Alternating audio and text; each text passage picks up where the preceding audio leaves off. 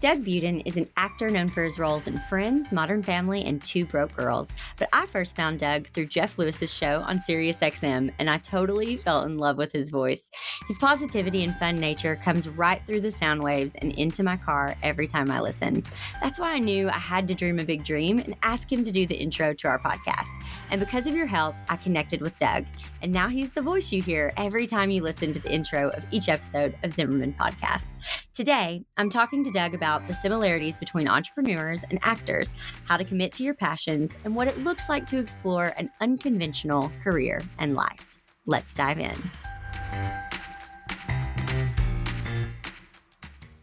Doug, you are such a good human, and I'm so thankful you agreed to be on Zimmerman Podcast. It's so fun to sit in the same virtual room with you. So while we're here together, I want to get to know you and your story. So obviously, you're a whole person outside of being an actor, but I definitely want to start there since that's what most people know about you. A lot of my audience knows you because of the podcast intro, because I asked them to help me boldly ask for what I wanted, which was you doing the intro for the podcast. So tell me, what do you remember about the process of my asking you to record the intro? I'm so glad you asked. Well, first of all, thank you for having me. I'm thrilled to be a guest on your podcast. And it's so nice to hear your voice, because a lot of times people only hear my voice and I don't get to talk with a lot of people.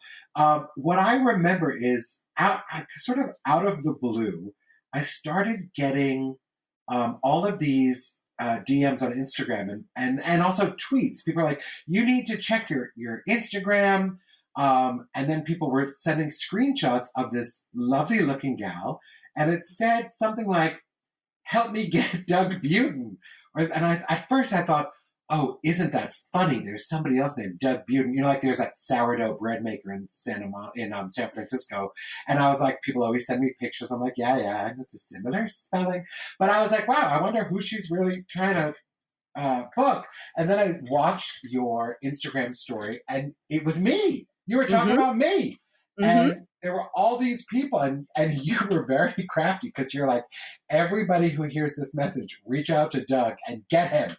So I thought, I gotta do something. So if I remember correctly, I think I just DM'd you directly, and I was like, hey, here I am.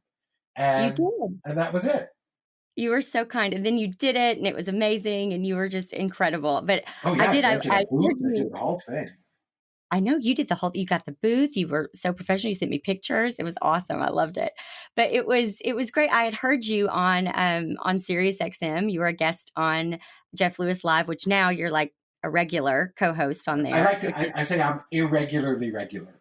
There you go. I like it. But the first time I heard you, I just thought, this man's voice, like, I just want to listen to him all day. First of all, just the tone of your voice is incredible, because I am loud and obnoxious and I have this Southern drawl and I just hate hearing myself. And I thought, he's just so pleasant to listen to. Like, I could just listen to him all day. And then you start telling stories and they're fascinating. Like, they're just incredible. And I thought, I want to be friends with this guy. He's incredible. So anyway. You're making me blush. Yes. No, well, it's the truth. It's the truth. So let's dive in a little bit. I really want to know, but also just a side note for the listeners. I always say, if you want something, you got to ask for it, because the worst anyone can say is no. That's the worst. And guess what? The best that can happen is that it all turns out exactly the way that you wanted. So we are living proof of that right here. I'm unknown in the podcast world and got Doug to do the intro. So it's pretty incredible. So, but that's going to change. We're going to get to the top of the charts. It's going to be good. Okay. So I want to know, how did you know, or when did you know that you wanted to be an actor? And did you experience any kind of opposition of people, like from your parents or friends or teachers, telling you that you shouldn't explore acting as a career? Because I definitely think that we have some similarities in entrepreneurship, because I mean, acting in a way is entrepreneurship. You're going out and making a business for yourself. Yeah, it's true. And sort of always waiting for the next job. I think I was always sort of a clown, a little ham. I actually was, I think, supposed to be a violinist. I think that was my parents' intention originally, because they started me at the violin at age 5. And the people with whom I studied are all like playing in philharmonics around the world. And just sort of somewhere along the way, I was always like in the school plays, and then I did some commercials and stuff when I was in college. So, but by then I was already sort of, taking acting classes. I guess I was just always a performer, and doing it as an actor sort of was the most logical path so that I could get paid to do what I really enjoyed doing. So, to that end, I went to conservatory, I got my graduate degree, but I think, in terms of like resistance or people saying like not to do it in my family or friends, my family has always been super supportive. Sort of as long as I got an education, I never planned to, like quit college and like, go off and join the circus or an off-Broadway show. But I also was not given that opportunity. So now that I say that, I wonder, like, if I had booked a show, would I have left school? But the most important thing for my family was that I continued my education.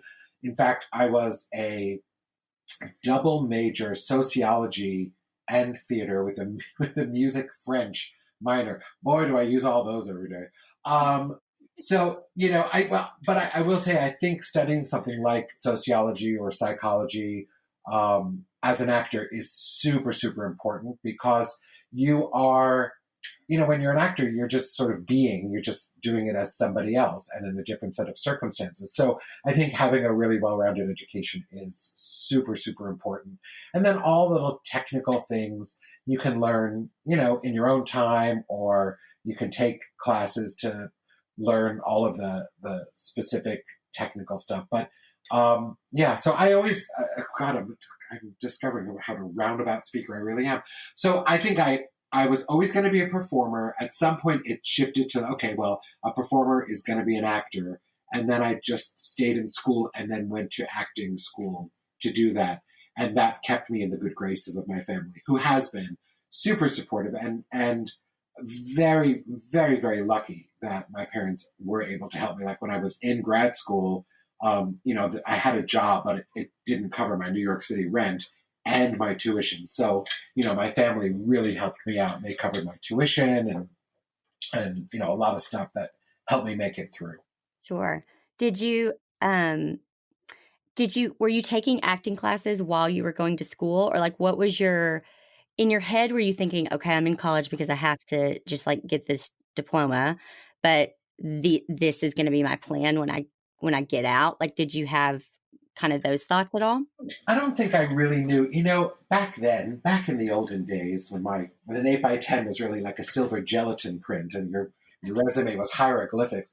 Like I didn't have somebody sort of telling me what to do and what the right path is. And when you're an idealistic drama student in college, and I remember we'd have these conversations like, I'm never doing commercials. I would never do a soap opera. Meanwhile, like the first jobs I got were commercials, and that helped me buy my apartment in New York. So right. I think my plan was just to stay in school and then move back to New York and work in the theater. I was really theater trained, and I still have, one of my biggest dreams is to do a show on Broadway. I was very lucky to get cast in a play. My professional debut was a play with Liev Schreiber. I went to high school with him, and his name was Lee when we were in high school, but now it's Liev. And Cherry Jones, these amazing actors. We did that 8-show week that you have to do in the professional theater and sort of get that routine. And it's the best training is to do a play, because you have an audience, and whether you're happy, sad, sick, or elated, at 8 p.m. you have to put on a show, and you have an audience that has paid money, who has never seen you or this play before, and they deserve the best performance you can give. And so that is, I think, the best training. It's better than anything you'll learn, in school. But that was my goal, was to just stay in school and then sort of transition in New York to a grad program and get into the theater. As it turns out, I think over the summer between sophomore and junior year, I had my first headshots taken, like, as a grown up kid. And I sent them out, and I booked a TV job that summer. And I had to go audition for a brand new play that was going to be on Broadway called 6 Degrees of Separation. That's what year it was. So I auditioned for it. I didn't get it. I had a callback, but I didn't book it. But I did go back to college, I think junior year, like getting into the union, the Screen Actors Guild. And then it just made it a little bit easier, the next year in the off time to get back to work. And I think it's interesting because you were in New York. So because what year are we in at this point when you're like in college or graduating college? I was in college 87 to 91. I graduated college 91. So I think it was like 89 or 90 that I started working professionally in the theater and television. So, and I'm not saying this to like be like, oh, old. I'm a little bit younger. I'm not saying this at all, but it's interesting because it was 88, 89, 90. I loved the TV show Full House, and I basically wanted to be Stephanie Tanner. And I thought, so people do this, like this is a girl just like me, and she is performing in front of the camera and she's getting paid to do this. And I want to do that. And I remember going downstairs and talking to my mom about it. And I was dead serious. Like, I want to do acting. And she basically was like, we can't do that here. Like, we don't live in Los Angeles or New York. Like, we live in Arkansas, and we're not going to move to do that. So now I think so many things can be done so many places, right? I mean, like, I'm recording this podcast in my closet, and we live in this world where we can do so much ourselves, or it can be done in, a variety of places. But then it really was probably New York and LA, right? So you're lucky to be there, right? Exactly. I mean, I think if I were living, in Arkansas, I probably just wouldn't know what was available. Again, this was a day, there wasn't internet. Like, you couldn't just Google. Mm-hmm. In fact, when you were sending out your headshots on resumes, you had to handwrite, or unless you knew somebody with a computer, to send cover letters with your headshot. You had to go to the post office, and you would spend $400, $500 just mailing headshots, hoping, that somebody will see you and bring you in. I mean, which I did, and I was lucky enough to get a couple of jobs out of that. But, these days, I was in Florida at a family function a couple of months ago, and my agent called me and they were like, "Hey, can you go in on this TV show tomorrow?" And I said, "Well, I'm in Florida. It's already Friday." And she called me back. She's like, "Okay, you could just self-tape." And it's like, these days you can self-tape and submit your audition online. The possibilities are incredible. That said, it also opens up the door to a lot more competition, because now everybody can submit, for a job, right, or people everywhere. So, there's good and bad. But yeah, it's just sort of easier to create content these days. And then hopefully it sort of triggers what you're looking for than it was back when I was starting. So speaking of that, so I hear all the time from my students and my listeners that the industry is oversaturated. It's oversaturated. How can I stand out? How do you answer that in your industry? Because I'm sure everybody feels like it's oversaturated. So how do you stand out or deal with that mentally, in knowing that there really is an abundance of work available? Yeah, I mean, I'm not going to lie. I think it is a challenge. It's like you always I have to like sort of check myself a lot.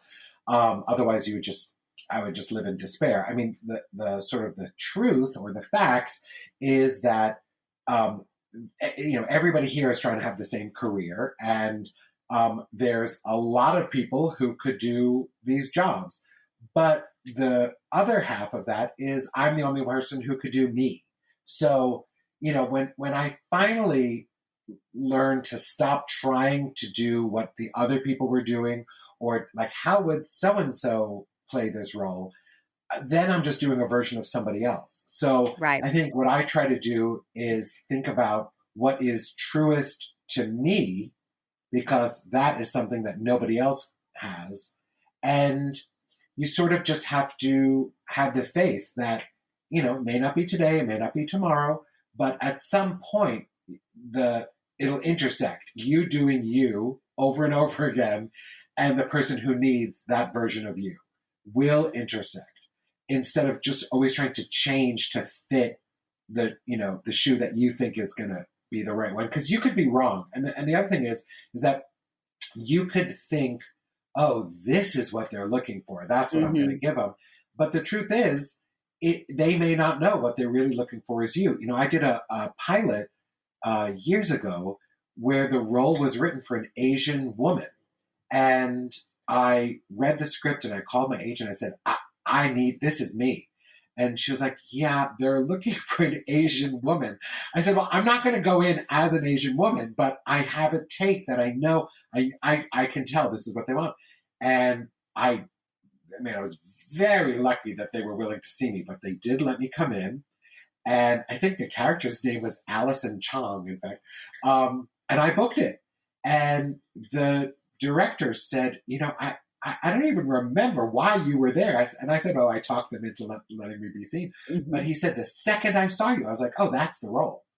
And so that's the thing. It's like, you just have to do you and know that it'll work out. I also say, and this is for me really important, is like, I try not to worry myself with what everybody else is doing. I never, or at least I try not to talk badly about people. It's like, why put energy to negative aspects of other people? If you can sort of promote yourself, and if you do the best version of you, then that's what people are going to talk about. If you talk bad about somebody else, then people are just saying, oh, that person, I've heard bad things about that person, and it sort of makes you look bad as well, as opposed to sort of just promoting yourself and the positive attributes, and it'll land.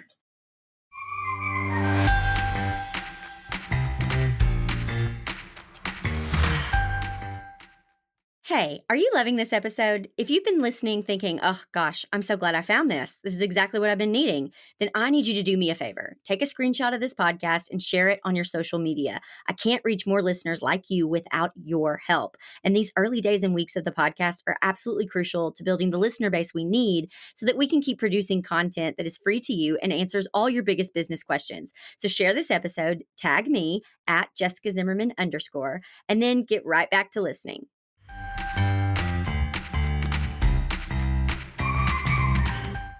Okay, so summer 2019, imagine me waking up at 5 a.m., taking my kids to the gym while I work out with my trainer, going to the pool, playing blocks on the living room floor, and then wham, totally out of energy by 4 p.m. Crawling into bed in my Christmas pajamas. I was already doing all the energy boosting things I could think of. Then my nutritionist told me about Bee Powered from Beekeepers Naturals. I just take a spoonful of the Bee Powered superfood honey every morning, and I'm not kidding. I see a huge difference. I know not everyone can have a nutritionist, but anyone can get this superfood honey, and I'm making it even more accessible for you. If you use the link in my show notes or simply go to zimmermanpodcast.com/bee, you'll get 15% off your order from Beekeepers Naturals. So if you're a tired entrepreneur or foggy-brained parent, you need this stuff. Again, go to zimmermanpodcast.com/BEE.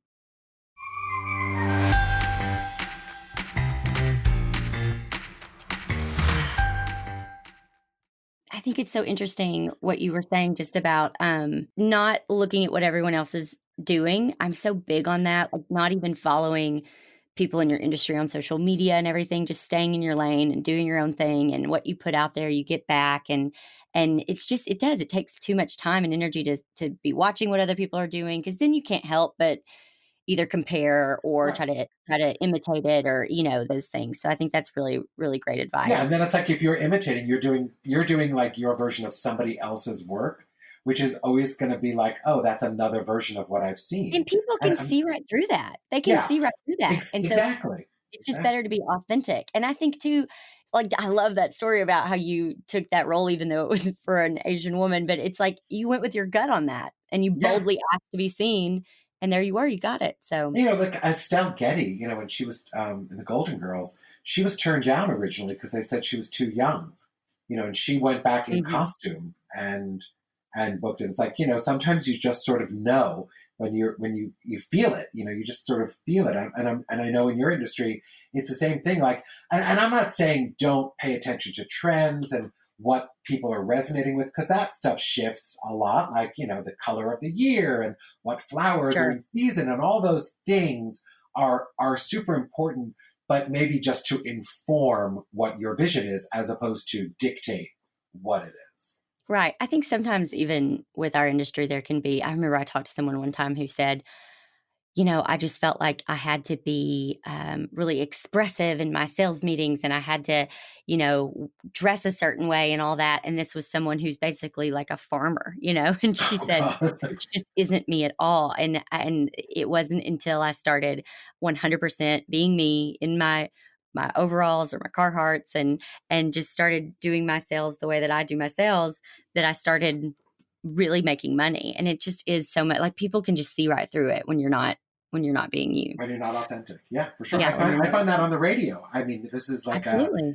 it's like the weird, it is so weird to actually just be yourself in public in front of a microphone, because that isn't something I'm used to. I am used to sort of putting myself into a different character, which is obviously informed by all of me because it's me playing it. But I don't think of it that way. Like I wouldn't pick my nose in public, but on stage I would pick my nose if I'm supposed to be picking Right. my nose. And Absolutely. so, but this experience doing this radio show for me has been an incredible eye opener, because I'm just sort of being me. I mean, that's it's a very weird experience. And you said earlier before we pushed record, you had said that you're just learning how to really talk about yourself because you've always played someone else. And I think that's fascinating and that makes a lot of sense. And that you were talking about psychology a minute ago. And I wonder, you know, do, did you or do you think sometimes that and I feel like maybe this is a general statement, and this is probably different for every single actor out there, but there's a part of you that wants to escape your real life, and so you Mhm. wanna play someone else's, or is it strictly a job that you enjoy and it's fun?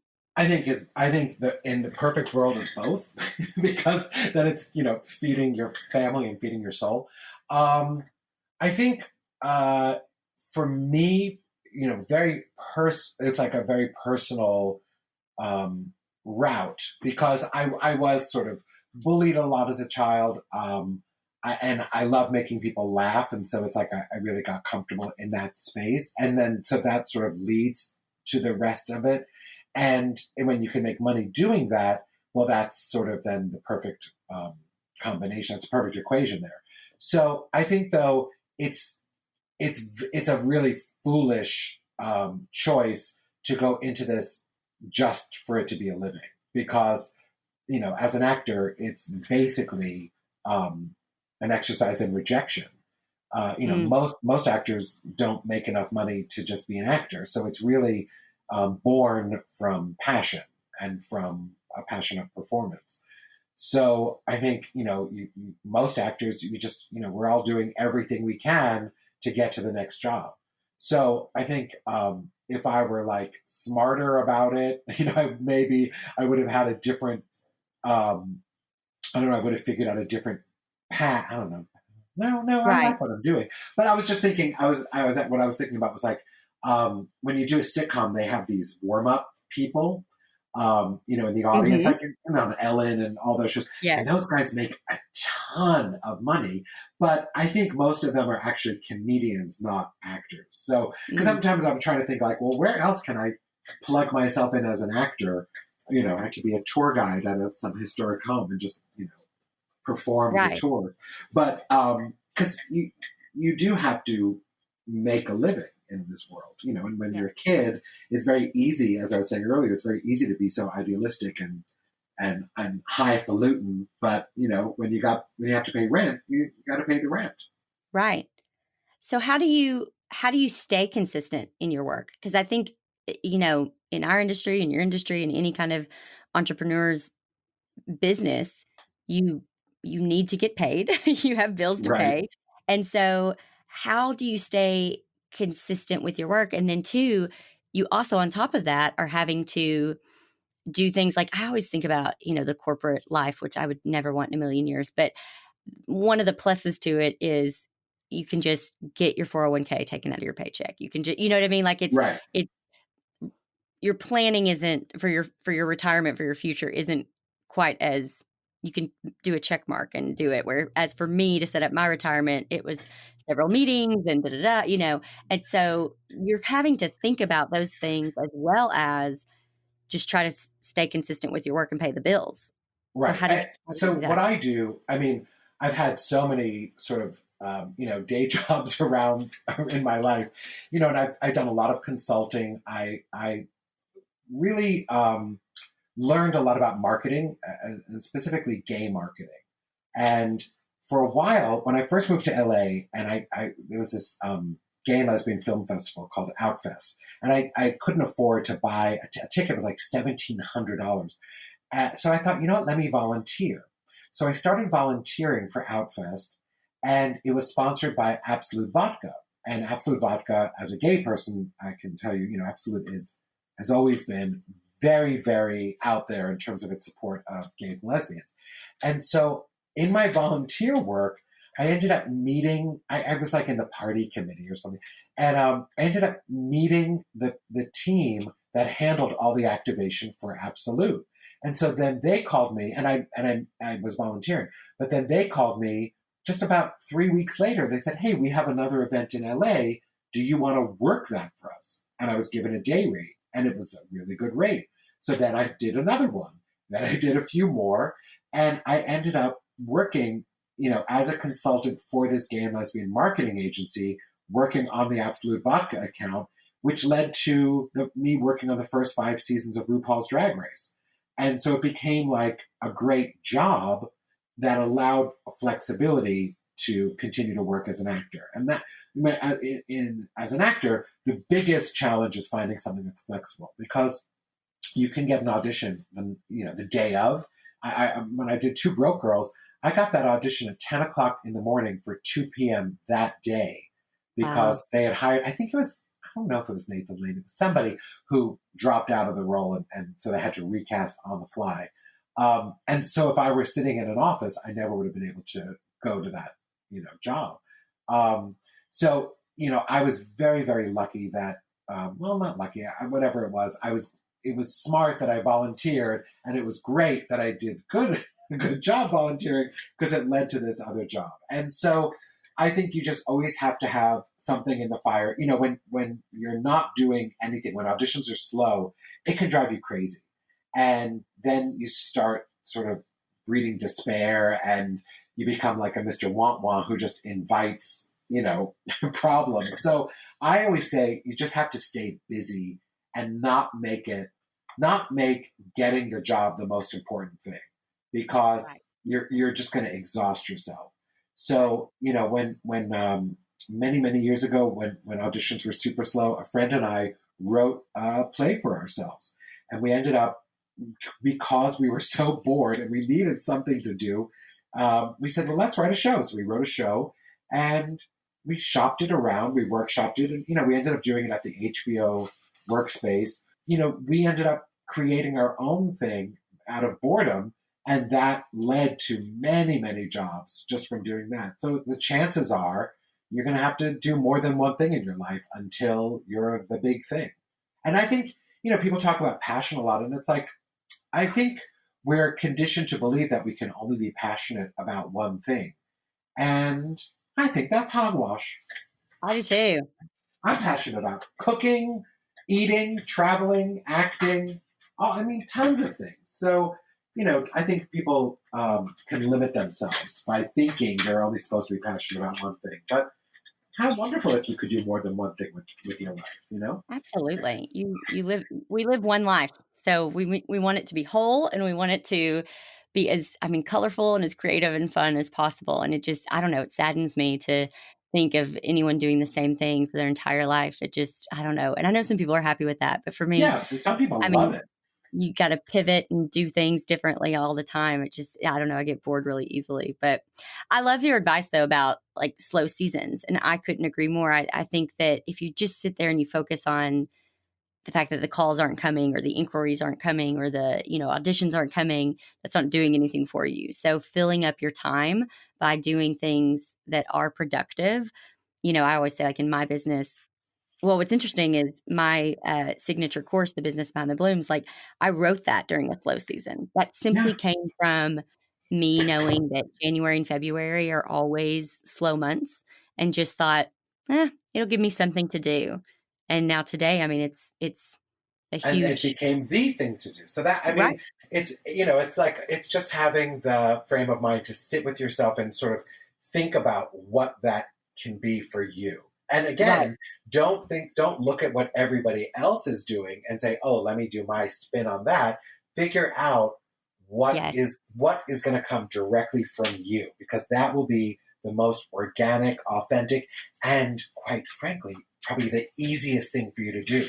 Being yourself is the easiest thing, even though it can be hard at times. It's like, it's what comes natural. And what comes absolutely. natural comes out of you really easily. Absolutely. Couldn't agree more. So I have a question. I want to get into some, like, just not personal, but curiosity questions, which this is a good lead because you were talking about passion.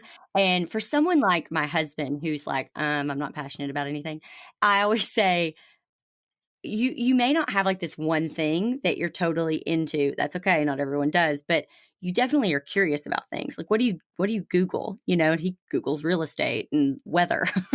Oh, He there sounds you go. he sounds so excited. No, he really is. But he, and I'm like, well, that's what you're curious in. Like, that's interesting to you. And so get involved. I don't know, somehow in those areas. But it doesn't always mean that they were handing out passion when you were born and you got skipped. You know what I mean? There's Yeah. there's different levels of passion, I guess is what I'm saying. But okay, so this is a curiosity question. You and I talked before, and I remember you saying, so for those of you who don't know, Doug was on an episode of Friends where he was not the librarian, but Yeah, I think I was, wasn't I? Or I were was you the I librarian? think I may I have didn't been know the if you were like assistant librarian. the assistant librarian. Yes, and I said to you something about that episode, and you said, "Oh, well, you should have seen some of the other ones that I was cast for, but Friends ran long. It was always written long, and there's only, what, 22 minutes Hmm. that it can actually be for television, and so if they were running long, can you tell the story? Yeah. So, well, what happens is in the sitcom world, the scripts change every single day, and they get shorter and shorter and shorter. And so when you do a table read on day one, they already can tell, like, where they're going to have to make a lot of cuts and changes. And every day the script absolutely changes. And then while you're filming it, they even change it more. I'm sure if you've seen on TV where, like, when they're making a sitcom and you do a take, and then all the writers run up to the director and they all pitch different jokes and then they hand them to you, and it's really learning it on the fly. So the first episode that I was cast in of Friends was called, it was the Thanksgiving, the one with Ross's sandwich, I think it was called. It was a Thanksgiving episode. And on day 3, and this was also before email with Friends, you would get a script delivered to your door late at night, probably around midnight, because that's when the writers would finish working on the next day's Like your version. house, like your home door? Yep, it was delivered to your home by a messenger, and you would wake up and you would open up your door, and there would be a manila envelope, and it would have your script for that day. And it was every day is a different color revision. So, So wait, wait, for, wait, wait. So in Mhm. today's world, with email, aren't they scared of it being, like, hacked or somebody forwarding so it? Or do you have to sign major contracts or yeah, these days you get an email, and these days they only email you the changed pages. So interesting. you get your script emailed to you, and then every day you get just the pages that you need to swap out. And what they do, they indicate the new pages with little asterisks. So if you look at a TV script, and I could send you some pictures if you want, so you could see. You'll see there are certain pages that have like 5 asterisks, and those were the lines that were changed from the previous version. How interesting.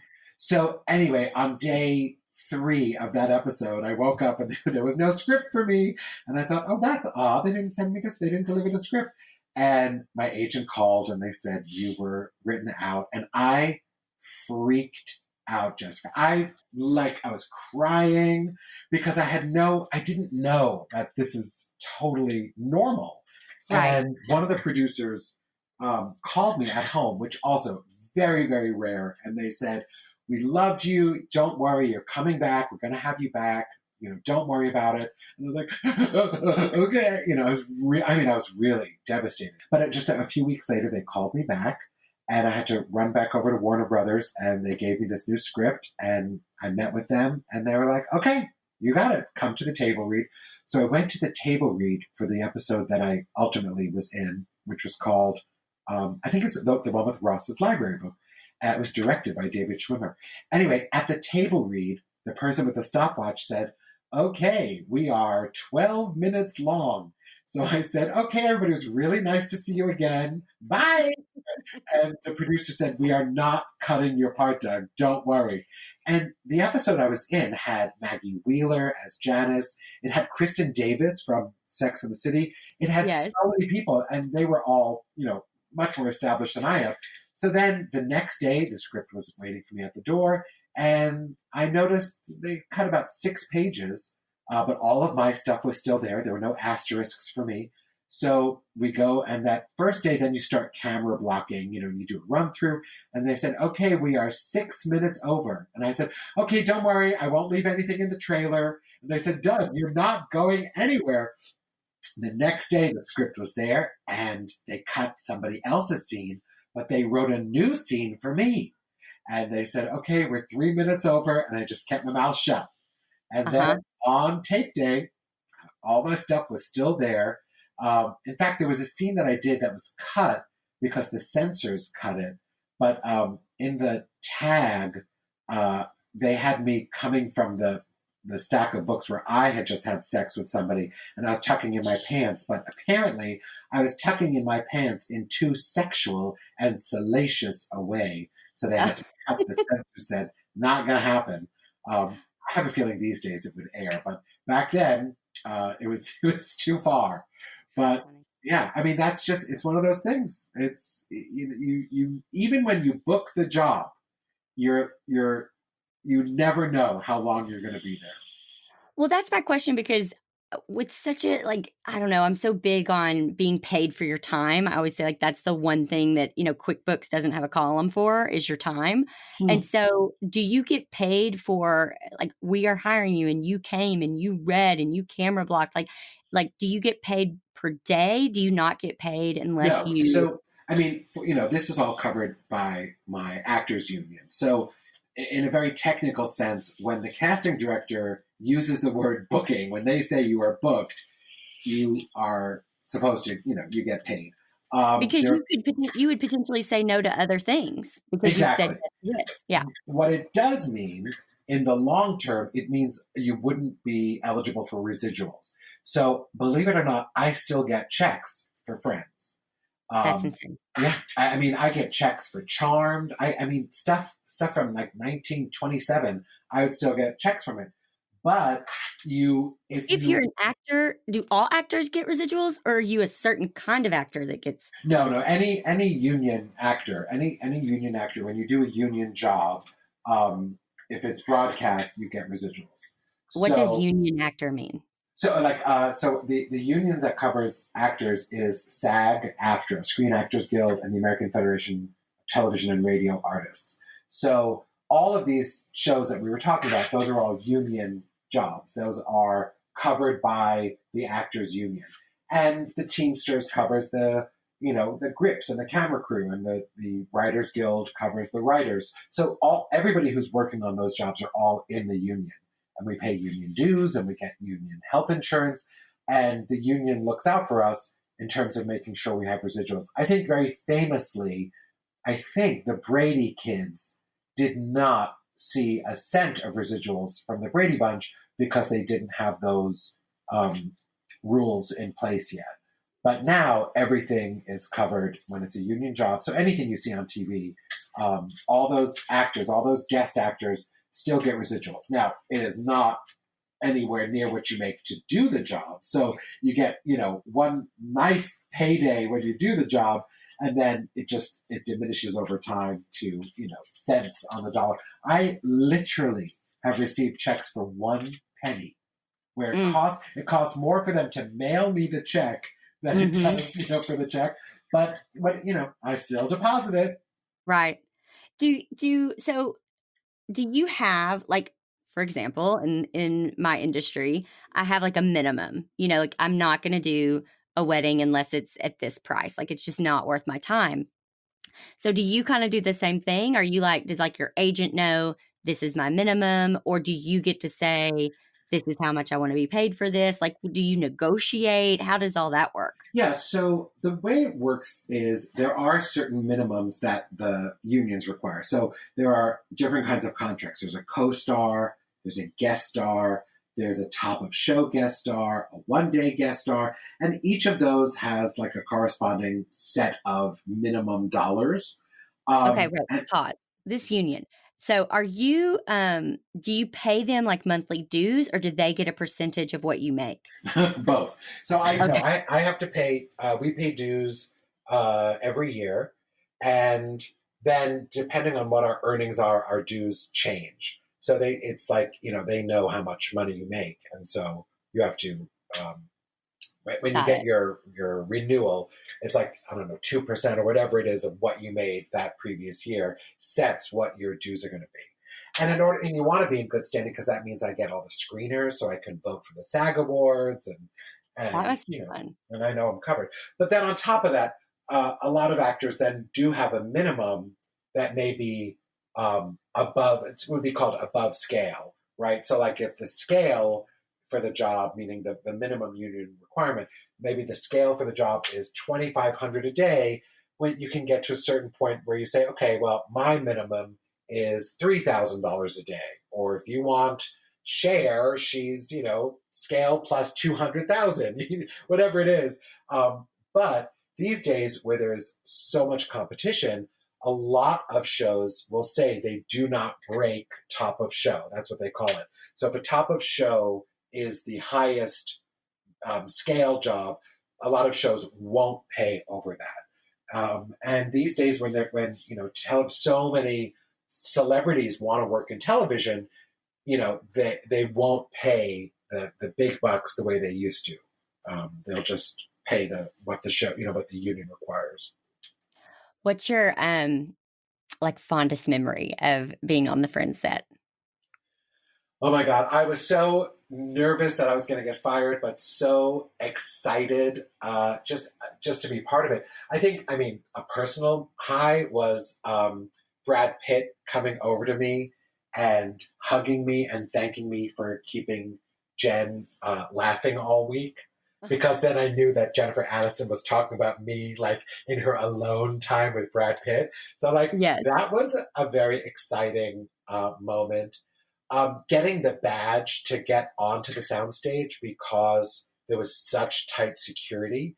And Yes. West Wing was shooting right next door to us. So like seeing all the West Wing actors, like seeing Allison Janney in the commissary, just like being part of that. Yeah.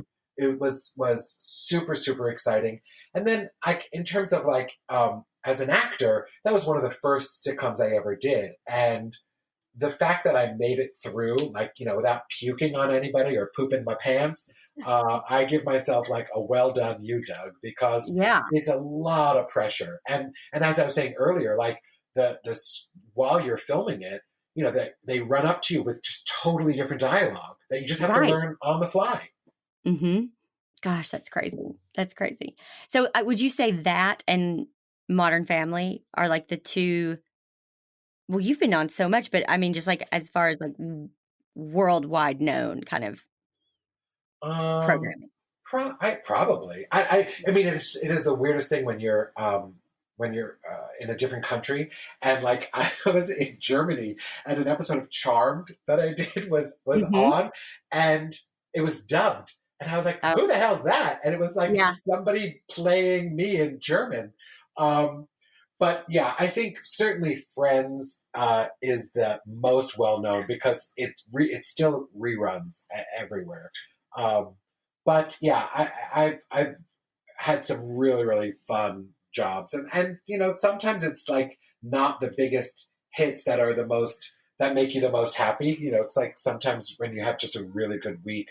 I remember Frasier, working with the Frasier team. Like they were the nicest people. They all genuinely liked each other.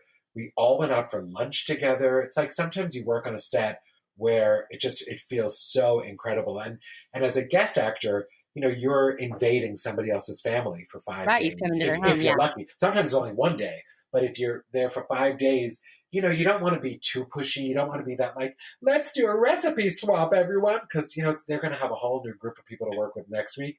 So Right. I've learned to sort of just sit back and bring a book, keep myself occupied. And if they invite me in, great. But I try not to be the, like, we should all be friends person. Right. That's so fascinating because, yeah, it is. It's all different. Like, I'm sure every set, every show is it's a completely different group of people. So they're going to do things different. And so you almost have to be super adaptable to the way everyone does things differently.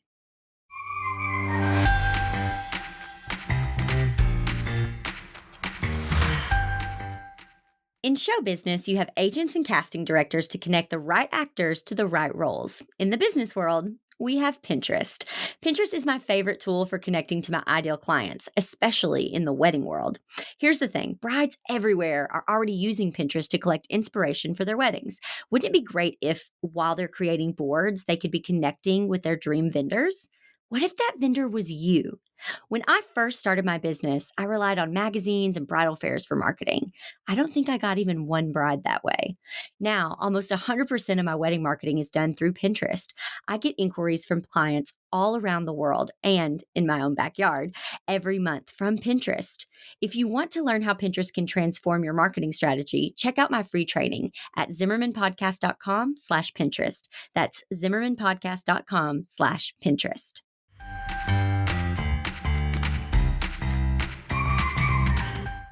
Have you determined what success is for you? So, as an actor, there are people who, win Oscars and make $20 million films. And then there are people who do commercial work or voiceover work. What is your definition of success as an actor? Well, I set a really low bar for myself, I think. That's okay. I was just to give you an example. I was having a conversation. I had lunch with a guy yesterday who was asking me some business questions, and I said, "You've got to define what success means to you." Like for me, the fact that at 3:00 I can shut down my computer and then go pick up my kids and be with my family for the rest of the day, like that's success to me. You know what I mean? Like I don't need to own 3 homes and have all this money. Whatever, like success to me means I have enough and I get to be with my family. I think I think that's I'm glad I don't have to support somebody else because I'm just trying to worry about myself and my dog. I think for me success is being able to be confident about what you're doing and knowing that you're doing the right thing. Like that to me is a success. And I always think like the money, the notoriety, all that stuff is sort of ancillary and comes along with success. So like I try not to make that the focus. I have a very weird thing. In fact, like just in terms of money, when I was testing for Modern Family, I don't know if you know, I tested for the role of Cameron originally. I tested at the studio and at the network. And you have to, before you can go in, they make you sign. Which Eric Stone Street, right? Yes. It was me or Eric Stone Street. Oh, you would have been so good. Well, it's done pretty well for him too, but yes. So before you go in to the room to read for the actual network, you have to sign your test deal. And it's a 6-year deal. And you can renegotiate after 2 years. But that's your agent. Before you do that, your agent and you have negotiated with the business affairs of all the networks and stuff. And there's a lot of back and forth. And it started to make me so uncomfortable because you're just looking at all these numbers, all these dollar signs, and how big your trailer is going to be, and all these things that are so enticing and exciting. And it's more money than you would ever dream of making in, a week of work. And it started to freak me out and become just too much about money. And a friend of mine who's a really successful actor said, just try not to be involved in the money. And if you can. And I said, you know what? I'm going to take your advice. And I said to my agent, you know what? I don't want to know. And she's like, what do you mean you don't want to know? Of course you need to know. I said, I don't want to know. I said, it's in my best interest that you get me the most you can. And it's in your best interest you get me the most that you can, because she makes 10% of what I make. So I said, so whatever it is, it doesn't matter. It's going to be more money than I have. And just get me the most. And when I went to sign the test deal and all the numbers are there, and the casting director is a guy called Jeff Greenberg, he said, now I understand you don't want to look, because you're supposed to check and make sure it's all correct. I said, I don't want to see it.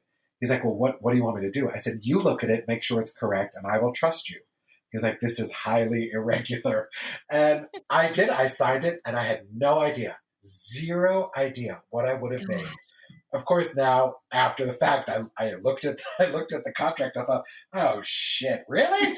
Oh God, I'd be talking on a wireless microphone now instead of one plugged into my ear. But yeah, I try not to make success equate money, because that's not success. That's just having money. Right. And if you are a success, chances are the money would come along with that. Right. So so did your agent say you didn't get the part, or like did you have to like audition next to Eric? Yeah. So when I was at the test, I remember Ty Burrell was there. That's his name. Ty. Yeah. He was there because I had done an episode of Out of Practice. That was one of his shows. I did an episode of him because we knew each other. And Julie Bowen was there. A bunch of the people who ultimately were there. Oh, and Jesse. So I tested with Jesse, and I knew Jesse Ferguson already, just from other jobs. He and I went in together, and then I went in with somebody else. And then it wasn't Eric. It was a different guy who was there, and they had him go in with Jesse, and him go in with this other guy. And then typically they have up to 5 days. Oh, they have, I think, 2 days to let you know if you didn't get it. Otherwise, you're sort of on hold for 5 days. And the casting director at that point, he and I were already very friendly, and he knew my number, and he called me, and he was like, you're not going to get this. And I'm glad he told me, otherwise I just would have been on tenterhooks the whole week. But it's very common. And then I went, like 2 weeks later, I tested for a different show for NBC called 100 Questions for Charlotte Payne. I think that's what it was called. It only lasted a few episodes on air, but I tested for that one, and I didn't get that one either. So I ate a lot of ice cream that month. But you're so right. Like it's a training in picking yourself back up and going again. Yeah, because chances are you're not going to book it, and eventually you'll book it. And eventually you will. You have to know that it's not personal. It's really it really isn't personal. They want everybody who comes in the room to do great and be the one, but there can only be one. There can only be one. Do you think people close to you understand your work? Like no. Yeah. No. Yeah. I mean, in LA, this is sort of an industry-led town, and most people I know here in LA are somehow related to the entertainment industry, and so they get it. Certainly, the widow Budin, my mother, is clueless. Every time, I don't even tell her when I book a job anymore, because I used to say like, oh, hey mom, I booked an episode of whatever it is. Oh, for a series regular? And I say, no, mom, just one episode. Oh, well, that would be nice for that week.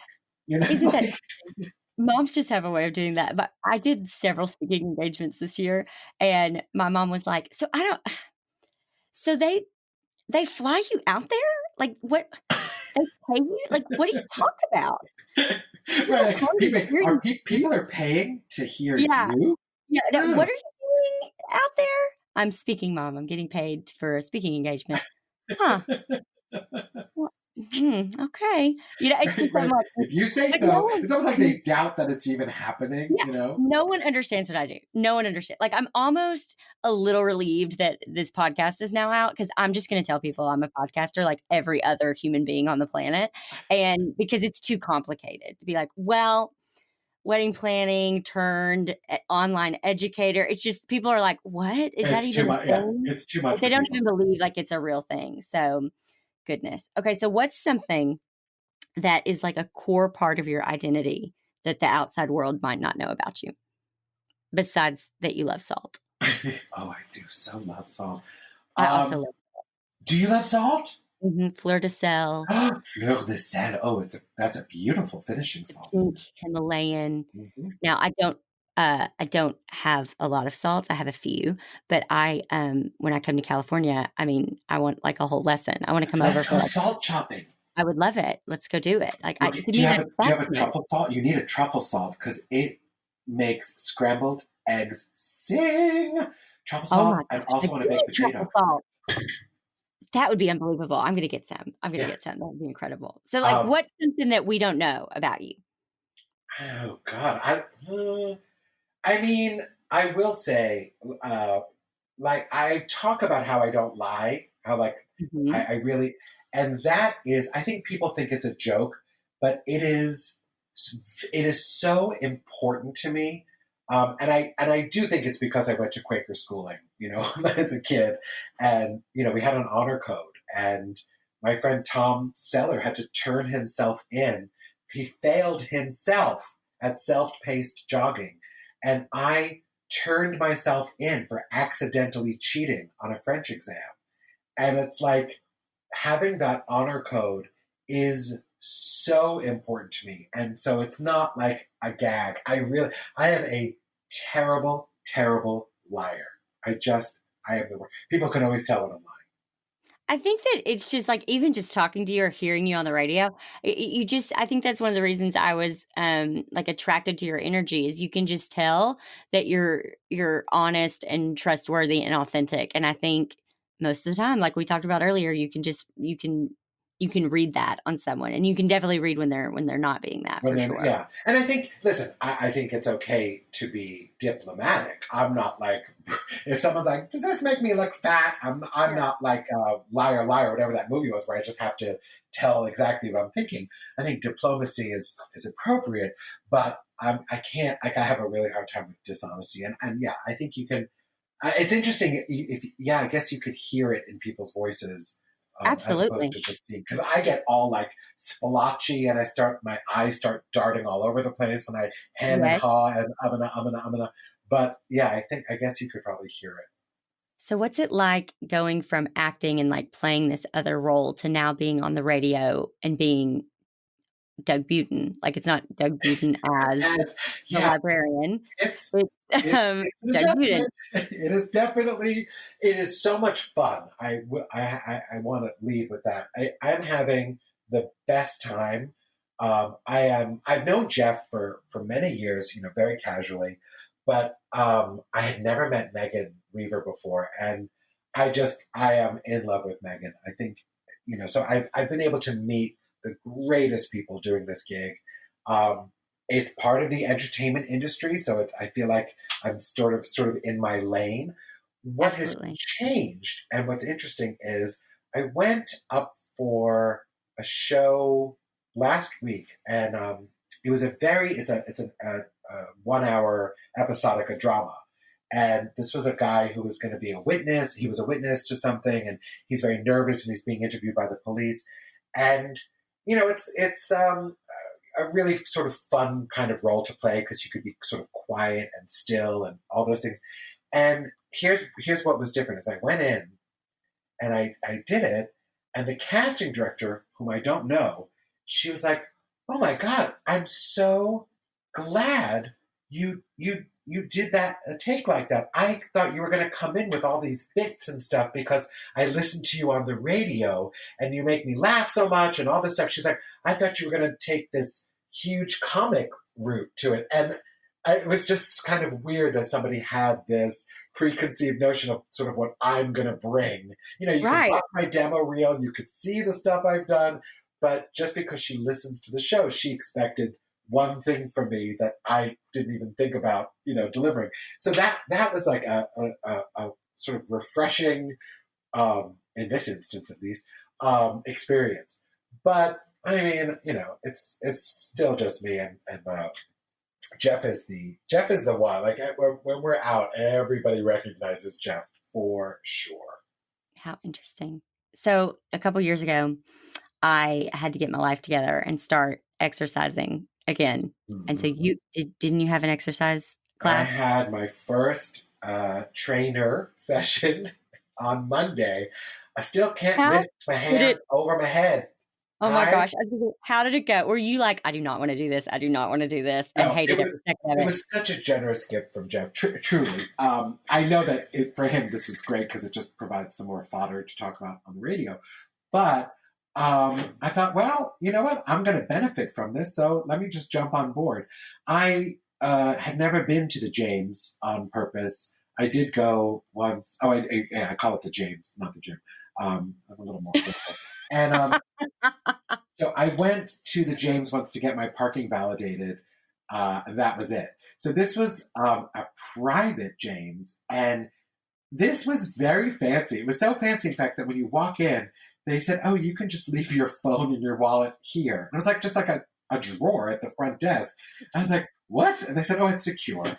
And I opened it up, and everybody just randomly throws in their phones and their wallets. Like there were some rich, famous people in this gym. I could have gone. Right. I could have gone through people's wallets. But then I met the trainer, and he has like one of those bodies. He's like a magnificent body.